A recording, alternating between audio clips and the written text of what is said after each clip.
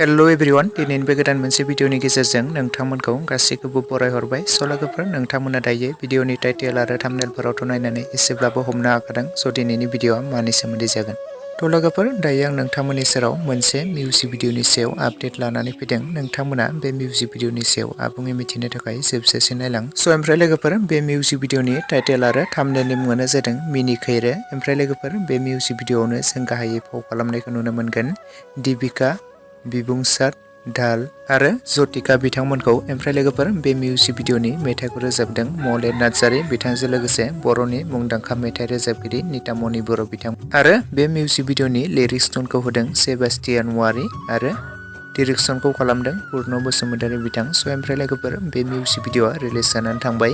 जुदि दासिमाव नोंथांमोना सोरबाफोर बे मिउजिक भिडिअखौ नायालासिनो थादोंब्ला आरो बे फिल्म प्रडाक्सन चेनेलावहाय बयबो थांनानै नोंथांमोना नायहैनो हासिगोन लोगोफोर।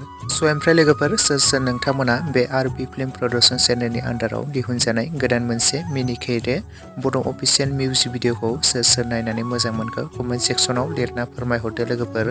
आरो दासिमाव नोंथांमोना सोरबाफोर बे मिनिkwirw अफिसियेल बड' मिउजिक भिडिअखौ सोरबाफोर नायालासिनो थादोंब्ला बयबो आरबि फिल्म प्रडाक्सन चेनेलनि गेजेरजों नायहैब्लानो जाबाय लोगोफोर आरो बयबो सापर्ट खालामहैब्लानो जाबाय लोगोफोर। बिथांनि चेनेलाव गोदान गोदान मिउजिक भिडिअफोर फैबाय थायो आरो बर' सावथुनफोरबो फैबाय थायो।